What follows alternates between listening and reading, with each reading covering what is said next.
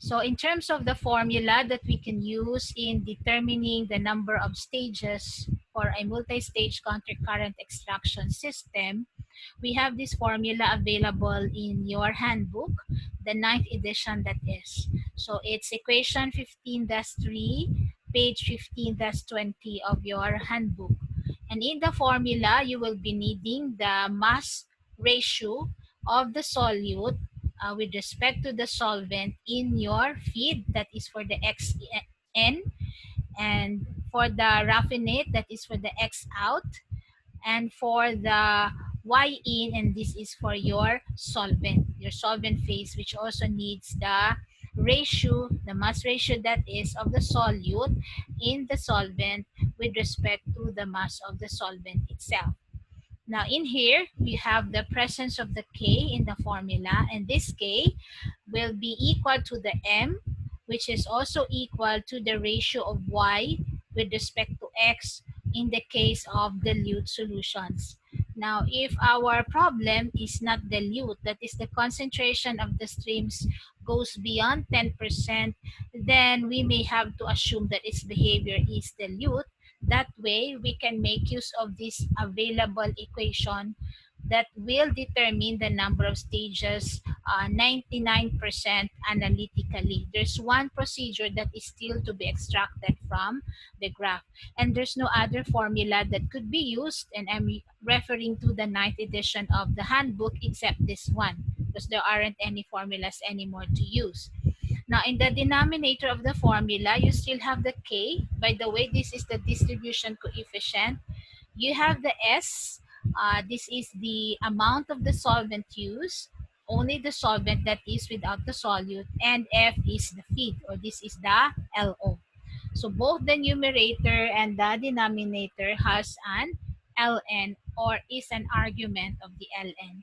So this is the formula that we will use in determining the stages 98 or 99% purely using the equation. Now, there are also equations available in your John Couples, which I discussed last meeting, which is what we call the Krimsker's equation, comparable to that in stripping or desorption. And in here, we label the concentrations of the streams at the bottom of the column as 1, and the concentration above the column as 2. And we have here the corresponding concentrations of the streams. So this one is referring to the concentration of the raffinate. The X1 and X2 is referring to the concentration of the feed. Y1 is the concentration of the solvent V, because this is Y1 here. Okay, and then we have the absorption factor, which is still to be determined based on the formula made available under the topic of stripping or desorption. Now, in the case of the M here, if your equilibrium curve is curved, this will be the dilute and slope of your equilibrium curve. As for the A, you need to determine the geometric mean of the absorption factors of the bottom and then the top of your tower. We will not assume that these two are equal, so you need to determine separately each two, and then calculate for the geometric mean. Now, we will still be using the same formula as discussed in gas absorption and stripping in determining the minimum solvent requirement. So it's a solute balance equation. However, this time we will be using the inert streams. Okay, and we will be going back to this formula later when we solve the sample problem. So for our sample problem, you are given acetic acid, which is to be extracted from a 2,000 kilogram per hour feed containing 40% acetic acid. Now, the solvent is 3,000 kilograms per hour, and it's pure isopropyl ether. So it doesn't have any acetic acid. Now, the concentration of the acetic acid in the exit raffinate or the aqueous stream is to be reduced to 3%. Now, you are asked how many equilibrium stages are required to reduce the acetic acid concentration to 3%. Now, if Krimser equation is used, how many stages is determined by calculation. So the first statement here actually will require you to do the graphical approach, which I already asked you to study, but it's not the focus of the discussion this afternoon. Our focus is using the Krimser-Souders-Brown equation in the handbook in determine analytically the number of stages. Then, after that, we will determine as well the minimum solvent flow rate to effect the desired separation of that is reducing the exit acid concentration in the raffinate to 3%. So how do we go about this? So just like what we do with other problems, we need to start with the given information. So let's go to the board. Excuse me, class.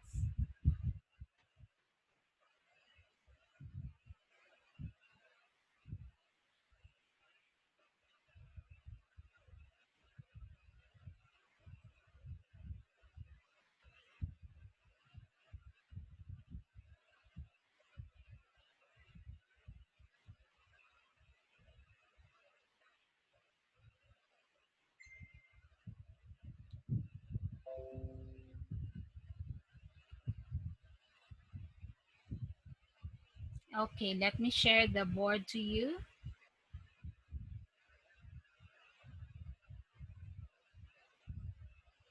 And we will start with the given.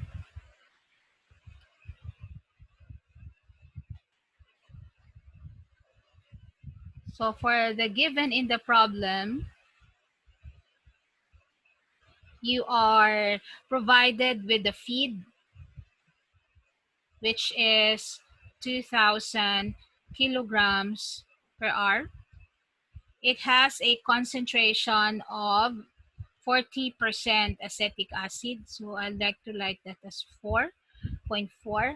And your solvent is 3,000 kilograms per hour, which is pure solvent. So I will place here YCN plus 1 is equal to 1.0. It doesn't contain any solute or water. So it's your pure solvent. It is the desire here that our raffinate should have a reduced concentration of 3% acetic acid. So far, these are the required information in the problem. So the problem requires us to determine the number of stages analytically, theoretical number of stages, and the V minimum, the minimum solvent requirement that is. So for us to be able to solve the problem, we will of course have to start with the formula that we will be using. That way, we can find whatever are the values that are missing in the said formula. So the Krimser-Souders-Brown equation, comparable to Krimser equation, gives this formula in determining the number of stages. So you have X in, X out, minus, by the way, these are all capital letters, Y, Y in over M, or that is over K, the distribution coefficient over, uh, by the way, this is like this. Okay, and here you have minus Y in also over K. The entire expression is the argument of your ln. In the denominator, you have the ln of the K times the pure solvent that is used in the solvent phase. We divide it by the feed. In our case, that's also our LO. And this S in our case is also the V sub n plus 1 because it's pure solvent. And we need to add 1 to this. So this is our formula in determining the number of stages. And as defined in the slide, these are mass ratio. Okay, mass ratio. So we need to convert our given information in mass fraction, this one, and this to mass ratio, so that we can substitute it here later on. So I'd like to have this as equation number 1. So I'd like to determine the capital X in mass ratio solute with respect to solvent in the feed. So in the feed, you have 40 kilograms of acetic acid per 100 kilograms of solution, aqueous solution that is. So meaning the rest of that is water. So your answer here for the mass fraction solute per mass of solvent, would, or rather mass ratio of solute to solvent is 0.667. Then we do the same for X out. Your X out is the mass ratio of solute to solvent in the raffinate. So our raffinate, according to the problem, has to have a reduced concentration of 3% acetic acid. So for every 3 kilograms acetic acid, you have 97 kilograms of water. Now, this is mass ratio, and our answer for this is 0.031. So we have determined already the X in and the X out. As for Y in, since your Y is all solute, rather is all solvent, it doesn't have any solute, so this one is 0. The entire second term for the numerator and the denominator of the argument of the ln in the numerator for this formula will be 0. Okay, because your 0 divided by anything will be a 0. So now next that we determine is the K. So your K is equal to M, which is equal to the ratio of the mass fraction of solute in the extract over mass ratio of solute in the raffinate. Okay, so this is extract, this is raffinate, and we will be using mass ratio, not mole ratio. So since we need the mass ratio of solute in here, in the extract, we need to determine the corresponding concentration of the acetic acid in the extract. And how do we go about it? We will use the principle that your raffinate will be, shall I say, closely related to the V1. The V1 that is your, just like if you have a single stage extraction, your last, shall I say, the last concentration is in equilibrium with the extract. So in that case, we will go to our, okay, we will go to our PowerPoint again. Let me, excuse me, class. Share again the PowerPoint.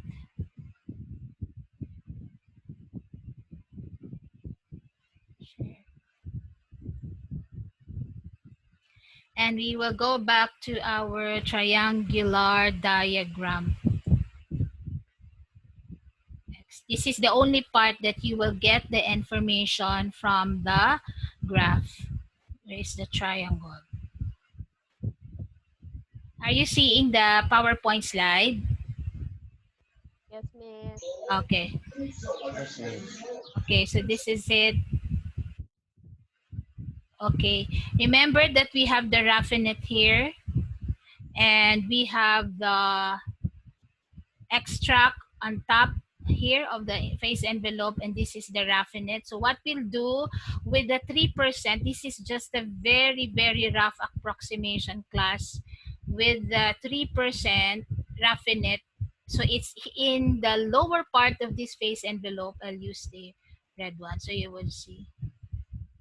This is the lower part here. Let's say this one. If you divide this into 3, that would be 3%. So this one, that one. You will go down until you reach here. So I will just approximate somewhere here. That's your projection for the raffinate that was plotted on the lower portion of your phase envelope. Then, as based on procedure, you turn left.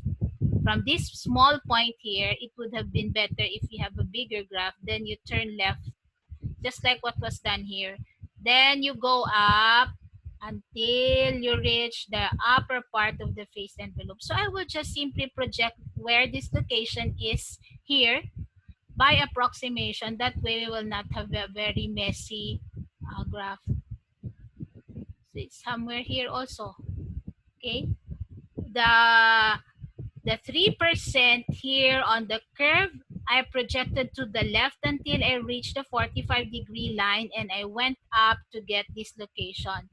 This is already the location of the V1. Okay? The location of the extract. We connected it to the raffinate because they are said to be equilibrated. So extract and raffinate. So V1. So in that case, you can now read here. Here, you can read the corresponding C concentration, the C concentration, and you can read on the horizontal axis the A concentration. Now, in my approximation, if it's somewhere here, it would be around 1% or 1.5% acetic acid for the extract. We will use that information in our computation for the mass ratio of the solute to solvent in the extract.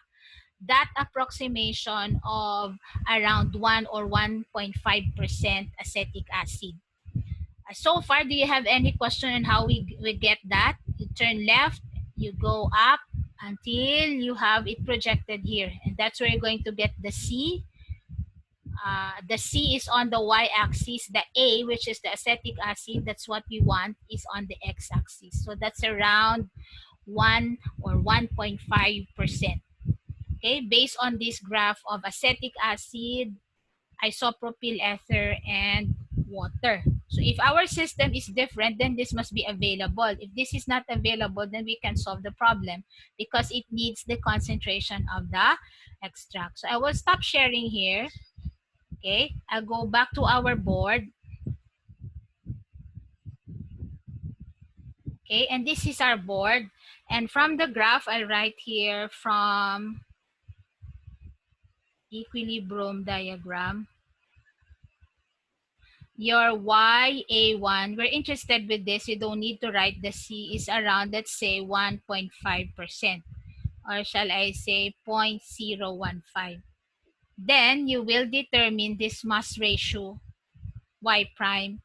So Y prime is the mass ratio of acetic acid to the solvent in your extract, because Y is extract. So in that case, I will have a 0.015 kilograms, for example, acetic acid to a 0.9, subtract it from 1.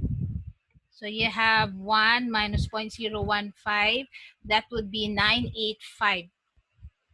So this is 985. You get it?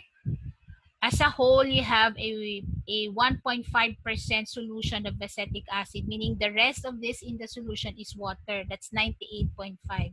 So that's how we get the mass ratio. And you will have a value of this which is equal to 0.01523. For our raffinate, that's the raffinate that we have here. We already got it here. This one, the X out, that's already the mass ratio of solute to solvent in the raffinate. So we don't need to determine it anymore. So we'll have the K now as equal to 0.01523 divided by 0.031. That K will be equal to 0.491. Now, having the K, so in this formula, if we go back to our formula, everything is already there. We can now substitute to equation 1 the information. So we'll have N as equal to the Ln of, so I'll pick the value of X in and X out. So 0.667 and 0.031. So this is 0.667 over 0.031. There won't be anything to be subtracted from these two because our Y in our solvent is pure solvent. It doesn't have any solute. So the denominator is ln of, so we have the K that we just determined, and that would be 0.491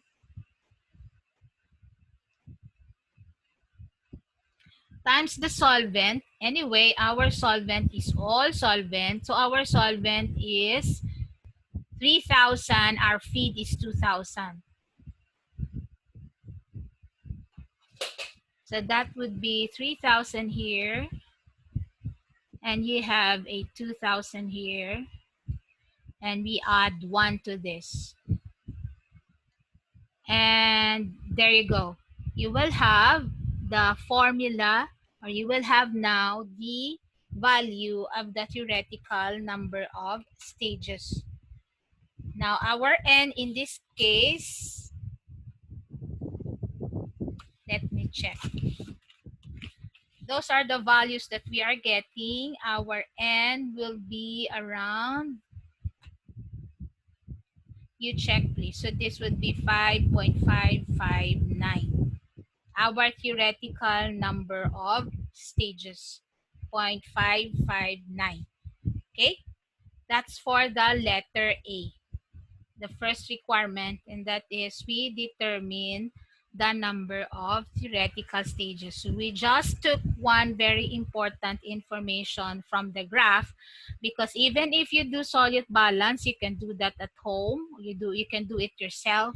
You won't be able to determine the value of the concentration of the extract because we do not know the value of the extract and the raffinate streams as well. So our number of unknowns is actually 1, 2, let me see, 3, and even 4 if we include the raffinate. But in this case, the raffinate is given, so we have 3. You can, by the way, also, if you don't want to use the graphical approach, you can try this one. It just occurred to me. You can try the inert solvent streams and the inert feed streams using component balance. The formula that I showed to you a while ago, L prime XAO over 1 minus XAO. Let's check if it's possible to get here. V prime. So you have YAN plus 1 over 1 minus YAN plus 1 equal to L prime. So this is now referring to the raffinate. So you have XAN specifically 1 over 1 minus XAN. And we have V prime. And we have here, we have YA1 over 1 minus YA1. If we check class, we have XAO. This is a 0, by the way. We don't have A in the solvent. And we can solve it here. By the way, we can solve it here. So let's check how accurate is our graphing compared to this theoretical way of determining YA1. That way, you will have now something purely by analytical procedure determining the n. So let's see. Your L prime, this is the inner part of your solute. The inner part of your feed only. So if your feed is, if I'm not mistaken, your feed is 2,000. So you have to multiply that by 0.6 to get the inert part. So we will do that. So you have a 2,000 times 0.6. Your XAO is 0.4. 1 minus XAO is 0.6. So we don't really worry about this part because this is a 0. Again, you have a 2,000. You have a 0.03. And you have here 0.97 because 1 minus 0.03 is 0.97. And your V prime, by the way, this V prime is all the solvent that is coming in because anyway, it's all C, the inner part of your solvent. So we will place here 3,000. So you can get here YA1, by the way. You can get YA1 using the solute balance, but using the inert streams, not the actual values of streams which you do not know. Can you please compute? I will also compute from my end. Let's see how far is this answer from the graphical approach. So we can cancel this off. This one, you can cancel that off. So you have a 2000 times 0.4, and we subtract from it 2000 times 0.03 divided by 0.97. Then we have to divide it by 3000. Wait, so in this part here, we have a 0.24605, 2605. And this is YA1 over 1 minus YA1. So that would mean that this one will be divided by the quantity 1 plus the answer. Because if you transfer it there, that would be it. Let's see. So it's very crude class because this time your YA1 is 0.197. It's because our graph is very small. If you do the computation of YA1 based on the inert solids, based rather on the inert streams, your YA1 is 0.197. So graphical never is comparable to analytical approach. The one that we got from the graph is something like this. But if you do it analytically, which is 100% of the time correct, as long as the values reflected are correct, you'll have an accurate value. Can you check please if my value is correct? This is 0.197. Is that the value you're getting as well for YA1? Yes, Yes, Miss. Miss. Oh, so we will use this. So we will use this value, not the one that we got from the graph. We will use this value in the conversion of, where was that? Here. I'll change this.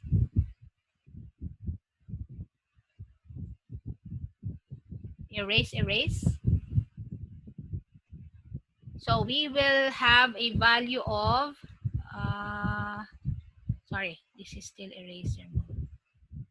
So we still have the same formula, 0.19746. If I will subtract that from 1, that would be the mass of my solvent in the raffinate, 8025.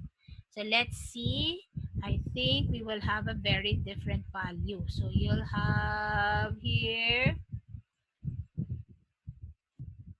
okay, 1 over x times 0.19746. So you will have a 0.246. So we'll change this. Your y prime, we change it. So this would be a point.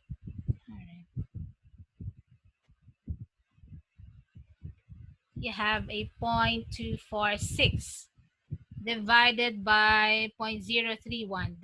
That one this did not change because we have a change.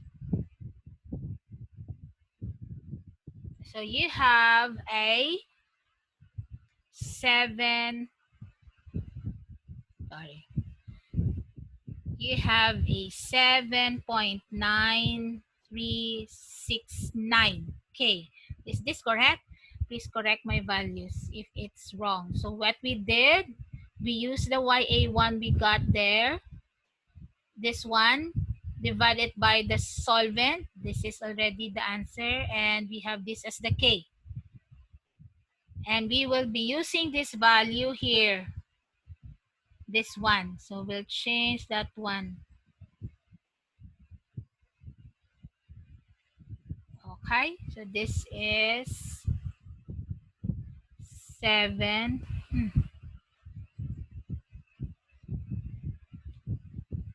7.9369 9369.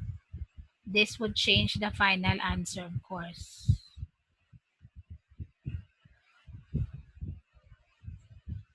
So you have 7.9369 times 3,000 divided by 2,000 plus 1. That would be the ln. And in the numerator, 1 over x.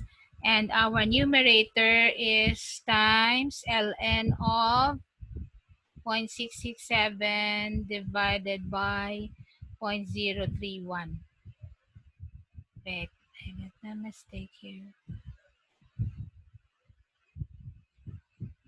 Let's see. Very small. Only one. Sorry. 1.199. Is that correct? 1.199. Did you check it? Yes, Miss. Okay. So this is because of the K here, which is very big.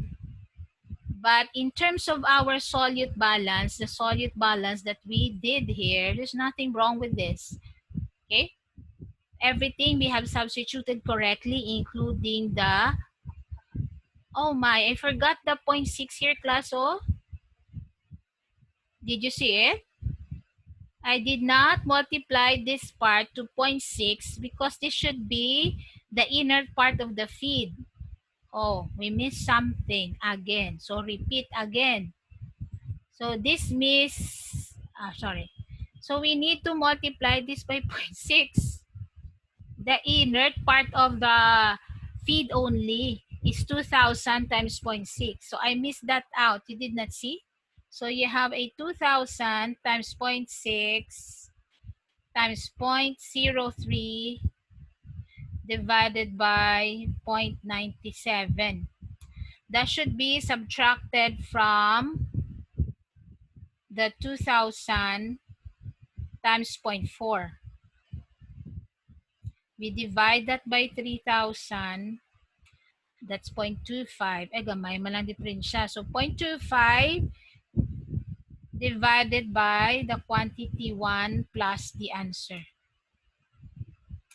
It should have been 0.20. This should have been, but still it's big. So when we get disconnected, we will just reconnect. So this is 0.2027. And we need to change this one. It will only affect little, but then the formula there that we did was wrong. So this should be, we change this.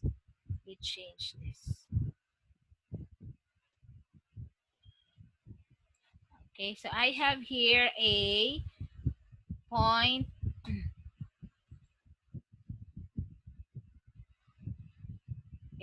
20, 27, and a point, you subtract that from 1, that should be 7973, and that should give you a y prime